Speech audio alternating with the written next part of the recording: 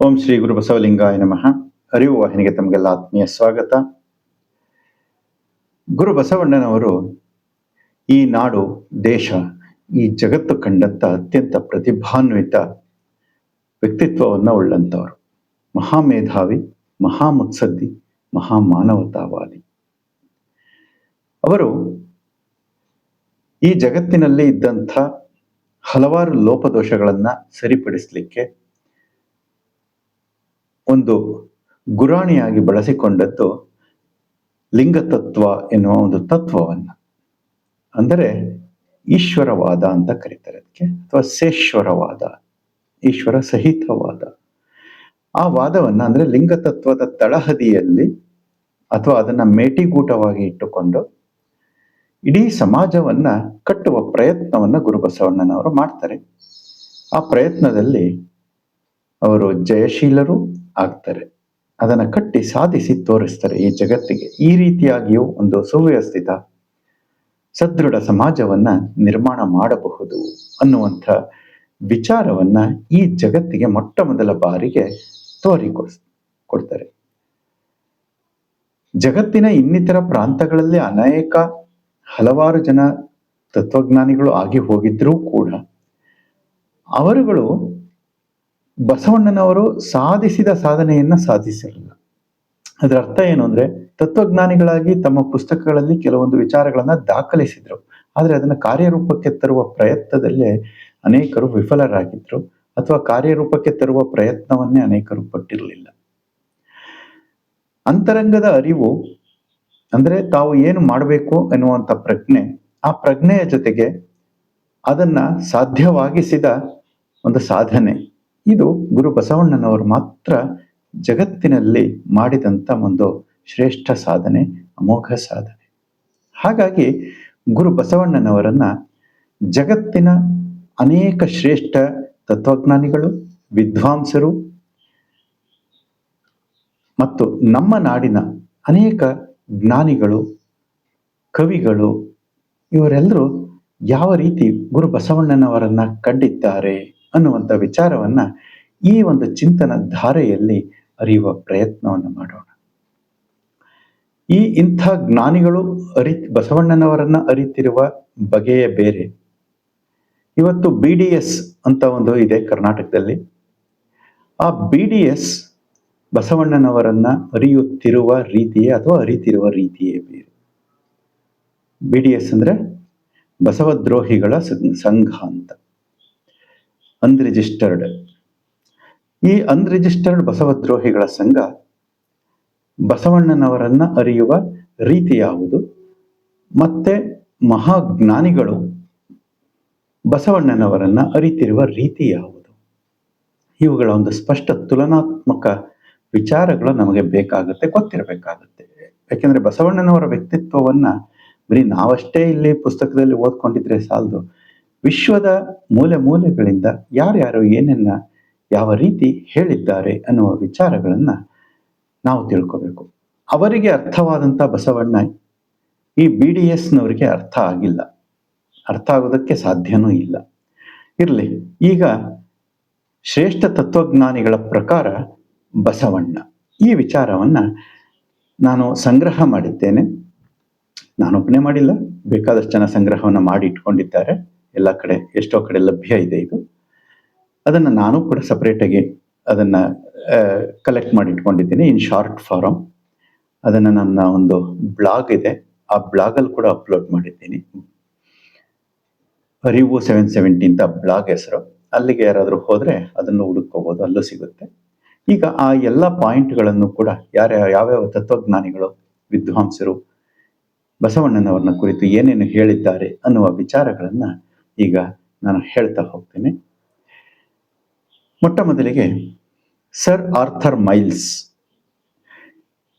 ಇವರು ಬಸವಣ್ಣನವರನ್ನ ಕುರಿತು ಪೌರಾಣಿಕ ಕಥೆಗಳು ಏನೇ ಹೇಳಲಿ, ಬಸವಣ್ಣನವರು ಭಾರತದ ಮೊಟ್ಟ ಮೊದಲ ಸ್ವತಂತ್ರ ವಿಚಾರವಾದಿ ಆಗಿದ್ದರು. ಈ ವಿಷಯ ಅತ್ಯಂತ ಸ್ಪಷ್ಟವಾಗಿದೆ. ಅವರನ್ನ ಭಾರತ ದೇಶದ ಮಾರ್ಟಿನ್ ಲೂಥರ್ ಎಂದು ಕರೆಯಬಹುದು ಅಂತ ಹೇಳ್ತಾರೆ. ಮುಂದೆ CP ಬ್ರೌನ್ ಅಂತ. ಇವರು ಹೇಳ್ತಾರೆ, ಇವರು 1840ರಲ್ಲಿ ಬ್ರಿಟಿಷ್ ಸರ್ಕಾರದಲ್ಲಿ ಜಿಲ್ಲಾ ನ್ಯಾಯಾಧೀಶರಾಗಿದ್ದರು. ಇವರು ಹೇಳ್ತಾರೆ, ನಾನು ಇಡೀ ಜಗತ್ತಿನ ಅನೇಕ ದಾರ್ಶನಿಕರನ್ನ ಕುರಿತು ಅಭ್ಯಾಸ ಮಾಡಿದ್ದೇನೆ. ಅವರ ಲೋಕೋತ್ತರ ಆಲೋಚನೆಗಳನ್ನು ಅರ್ಥ ಮಾಡಿಕೊಂಡಿದ್ದೇನೆ. ಆದರೆ ಯಾರೊಬ್ಬರೂ ಕರ್ನಾಟಕದ ಶಿವಶರಣರಂತೆ ಅದನ್ನು ಜಾರಿಗೆ ತರಲು ಪ್ರಯತ್ನಿಸಿರುವುದು ವಿರಳ. 800 ವರ್ಷಗಳ ಹಿಂದೆ ಅಂಥದ್ದೊಂದು ತಂಡ ಬಸವಣ್ಣನವರ ನೇತೃತ್ವದಲ್ಲಿ ಕೆಲಸ ಮಾಡಿದೆ. ಈ ದೃಷ್ಟಿಯಲ್ಲಿ ಕರ್ನಾಟಕದಲ್ಲಿರುವ ಲಿಂಗಾಯತ ಸಮುದಾಯವನ್ನು ನಾನು ಒಂದು ಸುದೈವಿ ಸಮುದಾಯವೆಂದು ಕರೆಯಬಯಸುತ್ತೇನೆ. ಮೂರನೇದಾಗಿ ಪ್ರೊಫೆಸರ್ RD ರಾನಡೆ. ಇವರು ಹೇಳ್ತಾರೆ, ಬಸವಣ್ಣ, ಪ್ರಭುದೇವ, ಚನ್ನಬಸವಣ್ಣ, ಸಿದ್ಧರಾಮ ಮೊದಲಾದವರ ವ್ಯಕ್ತಿತ್ವ ವಿಚಾರಧಾರೆಯ ಅನುಭವವನ್ನು ಗ್ರೀಸ್ ದೇಶದ ಪ್ಲೇಟೋ, ಸಾಕ್ರಟೀಸ್, ಫಿಡೋ ಇವರ ವಿಚಾರಧಾರೆಯ ಭಾವಗಳಿಗೆ ಹೋಲಿಸುತ್ತಾರೆ. ಹಾಗೆಯೇ ಕ್ರಿಶ್ಚಿಯನ್ ಧರ್ಮಗುರುಗಳಾದ Jesus Christ, Saint Paul, Saint Augustine ಮತ್ತು ಮಾರ್ಟಿನ್ ಲೂಥರ್ ಅವರು ಪ್ರಭು, ಬಸವಣ್ಣ, ಸಿದ್ಧರಾಮ ಮತ್ತು ಚನ್ನಬಸವಣ್ಣನವರನ್ನು ಅನುಭವದಲ್ಲಿ ಹೋಲಿಸುತ್ತಾರೆ. ಇವರೆಲ್ಲ ಜಗದ್ವಂದ್ಯರಾಗಿದ್ದಾರೆ. ಇನ್ನು ನಮ್ಮ ಹೆಮ್ಮೆಯ ರಾಷ್ಟ್ರಕವಿ ಕುವೆಂಪು ಅವರೇನು ಹೇಳ್ತಾರೆ ಅಂದರೆ, ಬಸವ ಮಾರ್ಗದ ಅನುಷ್ಠಾನದಿಂದ ಮಾತ್ರ ಜಗತ್ತಿನಲ್ಲಿ ಶಾಂತಿ, ಕ್ಷೇಮ, ಸೌಹಾರ್ದಗಳನ್ನು ನೆಲೆಗೊಳಿಸಬಹುದು. ಸಾಹಿತ್ಯ ಕ್ರಾಂತಿಯ ಮೂಲಕ ಸಾಮಾಜಿಕ ಕ್ರಾಂತಿಯನ್ನು ಸಾಮಾನ್ಯ ಜನರಲ್ಲಿ ಹರಡಬಹುದೆಂಬ ಉಪಾಯವನ್ನು ಬಳಸಿ ಬಸವಣ್ಣನವರು ಯಶಸ್ವಿಯಾಗಿದ್ದಾರೆ ಎಂಬುದನ್ನು ಮರೆಯುವಂತಿಲ್ಲ. ಕರ್ನಾಟಕದ ಮಟ್ಟಿಗಾದರೂ ಆತ್ಮಗೌರವ ಆಂದೋಲನ ಪ್ರಾರಂಭಿಸಿದವರೇ 12ನೇ ಶತಮಾನದ ಬಸವಾದಿ ಶರಣರು. ಕುವೆಂಪುರವರು ಇನ್ನು ಮುಂದೆ ಹೋಗಿ ಒಂದು ಕವನವನ್ನು ಕೂಡ ಬರೀತಾರೆ. ಕಾರ್ತಿಕದ ಕತ್ತಲಲ್ಲಿ ಆಕಾಶ ದೀಪವಾಗಿ ನೀ ಬಂದೆ, ದೊಂದಿಗೆಟ್ಟವರಿಗೊಂದು ಬಟ್ಟೆಗೆಟ್ಟವರಿಗೊಂದು ದೊಂದಿ ದಿಕ್ಕಾಗಿ 8 ಶತಮಾನಗಳ ಹಿಂದೆ ಎನ್ನುವಂತ ಒಂದು ಕವನವನ್ನು ಕೂಡ ರಾಷ್ಟ್ರಕವಿ ಕುವೆಂಪುರವರು ಬರೀತಾರೆ. ಶ್ರೀ ರಂಗನಾಥ ದಿವಾಕರ್ ಇವರು ರಾಜ್ಯಪಾಲರಾಗಿದ್ದರು. ಇವರು ಹೇಳ್ತಾರೆ, ಉಪನಿಷತ್ತಿನಲ್ಲಿ ಇದ್ದುದೆಲ್ಲವೂ ವಚನ ಸಾಹಿತ್ಯದಲ್ಲಿದೆ, ಆದರೆ ವಚನ ಸಾಹಿತ್ಯದಲ್ಲಿ ಇರುವುದೆಲ್ಲವೂ ಉಪನಿಷತ್ತಿನಲ್ಲಿ ಇಲ್ಲ. ತತ್ವಜ್ಞಾನಕ್ಕಿಂತ ಧರ್ಮಾಚಾರದಲ್ಲಿ, ಧರ್ಮಾಚಾರಕ್ಕಿಂತ ನೀತಿ ಮಾರ್ಗದ ಪ್ರಸ್ತಾವನೆಯಲ್ಲಿ, ನೀತಿ ಮಾರ್ಗಕ್ಕಿಂತ ಸಮಾಜ ಸುಧಾರಣೆಯಲ್ಲಿ ಬಸವಣ್ಣನು ಹೆಚ್ಚಿನ ಕರ್ತೃತ್ವವನ್ನು, ಆತ್ಮವಿಶ್ವಾಸವನ್ನು, ದೂರದೃಷ್ಟಿಯನ್ನು ತೋರಿಸಿದನು. ಇದು ಅವನ ವ್ಯಾವಹಾರಿಕ ದೃಷ್ಟಿಯನ್ನು ಜ್ಞಾನ, ಭಕ್ತಿ, ಕರ್ಮಗಳ ಸಮ್ಮಿಳನ ಮಾಡುವ ಶೈಲಿಯನ್ನು ವ್ಯಕ್ತಗೊಳಿಸುವುದು. ಅವರ ಈ ಮಹತ್ ಕಾರ್ಯದಲ್ಲಿ ಮಿಕ್ಕ ಶರಣರೆಲ್ಲರೂ ಸಹಾಯ ಸಹಕಾರ ನೀಡಿದ್ದರು.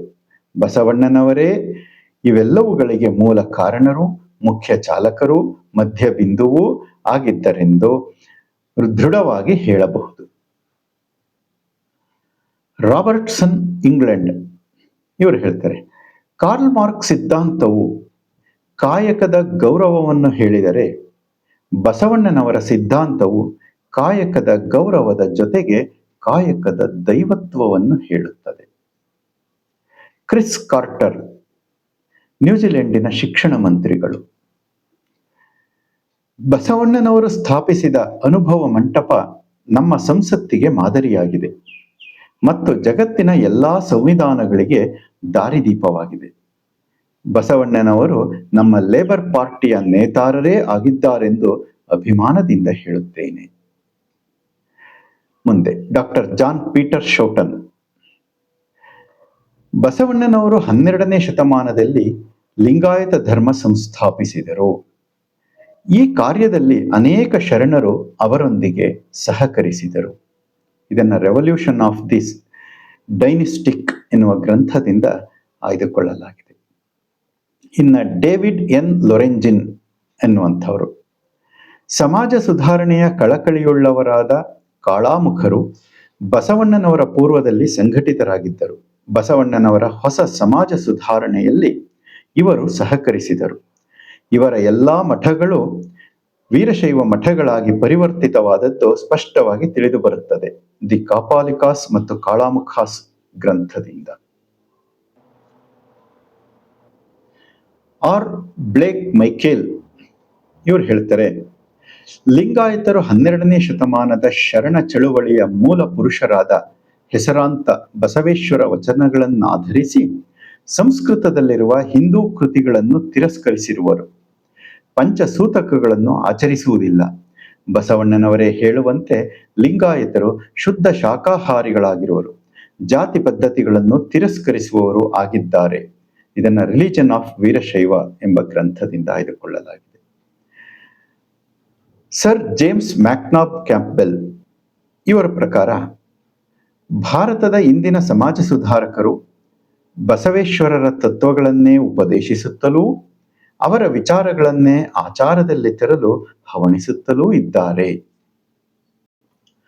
ಆರ್ ಇ ಎಂಥೋವನ್ ಇವರ ಪ್ರಕಾರ ಬಸವಣ್ಣ ಕ್ರಾಂತಿಕಾರಿ ಪ್ರವಾದಿ, ಫೌಂಡರ್ ಪ್ರೊಫೆಟ್. ಎಂಥೋವನ್ ಅವರು ಬಸವಣ್ಣನವರನ್ನು ಅತ್ಯಂತ ಪ್ರಗತಿಪರ ಚಿಂತಕ ಎಂದು ಗುರುತಿಸಿದರು. ಸಾಂಪ್ರದಾಯಿಕ ಹಿಂದೂ ಸಮಾಜದಲ್ಲಿದ್ದ ಜನ್ಮ ಆಧಾರಿತ ಮೇಲು ಕೀಳಿನ ವ್ಯವಸ್ಥೆಯನ್ನು ಸಂಪೂರ್ಣವಾಗಿ ಧ್ವಂಸ ಮಾಡಲು ಹೊರಟ ಮೊದಲ ಭಾರತೀಯರಲ್ಲಿ ಬಸವಣ್ಣ ಪ್ರಮುಖರು ಎಂದು ಅವರು ಬರೆದಿದ್ದಾರೆ. ಮುಂದೆ ಅವರು ಹೇಳ್ತಾರೆ, ಧರ್ಮ ಮತ್ತು ಸಮಾಜದ ಸಂಕೀರ್ಣತೆಯ ಕುರಿತು ಏನ್ ಹೇಳ್ತಾರೆ ಅಂದ್ರೆ, ಲಿಂಗಾಯತಿಸಂ ಎಂಬುದು ಕೇವಲ ಒಂದು ಜಾತಿಯಲ್ಲ, ಅದು ತನ್ನದೇ ಆದ ವೈಶಿಷ್ಟ್ಯ ಆಚರಣೆಗಳನ್ನು ಹೊಂದಿರುವ ಒಂದು ಸ್ವತಂತ್ರ ಧರ್ಮ ಅಥವಾ ಸಮಾಜ ಎಂದು ಎಂಥೋವನ್ ವಿಶ್ಲೇಷಿಸಿದ್ದಾರೆ. ಬಸವಣ್ಣನವರ ಆಕರ್ಷಣೆಗೆ ಒಳಗಾಗಿ ಸಮಾಜದ ವಿವಿಧ ವೃತ್ತಿಪರರು ಒಂದೇ ಸಮಾಜದಡಿ ಹೇಗೆ ಒಗ್ಗೂಡಿದರು ಎಂಬುದನ್ನು ಅವರು ಜನಗಣತಿಯ ಅಂಕಿಅಂಶಗಳ ಮೂಲಕ ವಿವರಿಸಿದ್ದಾರೆ. ಡಾಕ್ಟರ್ ಹಿರೇಮಲ್ಲೂರ್ ಈಶ್ವರನ್ ಲಿಂಗಾಯತ ಸಂಸ್ಕೃತಿಯ ಅಗ್ರಪಿತೃ ಬಸವಣ್ಣ ವ್ಯಕ್ತಿ ವಿವೇಕವಾದದಲ್ಲಿ ಸ್ವಕೀಯತೆಯನ್ನು ಮೆರೆಯುವ ಸಮುದಾಯದಲ್ಲಿ ಅಚಲ ನಂಬುಗೆಯನ್ನು ತಳೆದ ವಿಚಾರವಾದಿಯಾಗಿ ತೋರುತ್ತಾರೆ. ಬುದ್ಧನಿಗೂ ಕೂಡ ಮಾರ್ಗ ಸಂಪ್ರದಾಯವನ್ನು ಸಂಸ್ಕೃತಿಯನ್ನು ಭೇದಿಸುವುದಕ್ಕೆ ಆಗಲಿಲ್ಲ. ಭಾರತದಲ್ಲಿ ಅಂತಹ ಪ್ರಯತ್ನ ಆರಂಭವಾದುದು ಬಸವಣ್ಣನಿಂದ. ಅಪ್ಪಟ ಜನಪದ ಸಮಷ್ಟಿ ಸಂಸ್ಕೃತಿ ಬಸವಣ್ಣನವರು.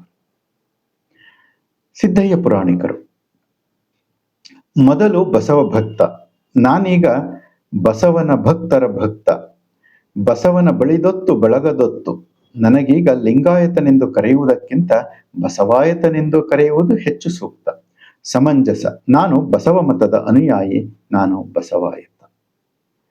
ಎಂ ಆರ್ ಸಾಖರೆ ಇವರ ಪ್ರಕಾರ ಜನಸಾಮಾನ್ಯರ ಮಧ್ಯೆ ಧರ್ಮವನ್ನೊಯ್ದು ಅವರೆಲ್ಲರೂ ಈ ಧರ್ಮವನ್ನು ಅಳವಡಿಸಿಕೊಳ್ಳುವಂತೆ ಮಾಡಿದ ಶ್ರೇಯಸ್ಸು ಬಸವನೊಬ್ಬನಿಗೆ ಸಲ್ಲುತ್ತದೆ. ಆತ ಪ್ರಾಯೋಗಿಕವಾಗಿ ಇಡೀ ಜನಸಮುದಾಯಕ್ಕೆ ಮಾದರಿಯಾದ ಬದುಕು ನಡೆಸಿದ. ಇಡೀ ಸಮುದಾಯವನ್ನು ಕಾಯಕದ ತತ್ವದ ಮೇಲೆ ಕಟ್ಟಿದ ಬಸವನಿಗೆ ಮತ್ತೊಮ್ಮೆ ನಾವು ಋಣಿಯಾಗಬೇಕು. ಮಹಾತ್ಮ ಗಾಂಧೀಜಿ, ನಾನು ಇಂದು ಅಸ್ಪೃಶ್ಯತೆಯ ನಿವಾರಣೆ ಮತ್ತು ಮಾನವ ಸಮಾನತೆಯ ಬಗ್ಗೆ ಮಾತನಾಡುತ್ತಿದ್ದೇನೆ. ಆದರೆ ಇಂದಿಗೆ ಸುಮಾರು 800 ವರ್ಷಗಳಿಗಿಂತಲೂ ಮುಂಚೆಯೇ ಕರ್ನಾಟಕದ ಮಹಾನ್ ಶರಣ ಬಸವಣ್ಣನವರು ಇದನ್ನ ಕೇವಲ ಬೋಧಿಸದೆ ಸಮಾಜದಲ್ಲಿ ಅನುಷ್ಠಾನಕ್ಕೆ ತಂದಿದ್ದರು. ನಾವು ಬಸವಣ್ಣನವರ ತತ್ವಗಳನ್ನು ಕೇವಲ ಹೊಗಳುವುದಷ್ಟೇ ಅಲ್ಲ, ಅವುಗಳನ್ನು ನಮ್ಮ ದೈನಂದಿನ ಜೀವನದಲ್ಲಿ ಅಳವಡಿಸಿಕೊಳ್ಳಬೇಕು.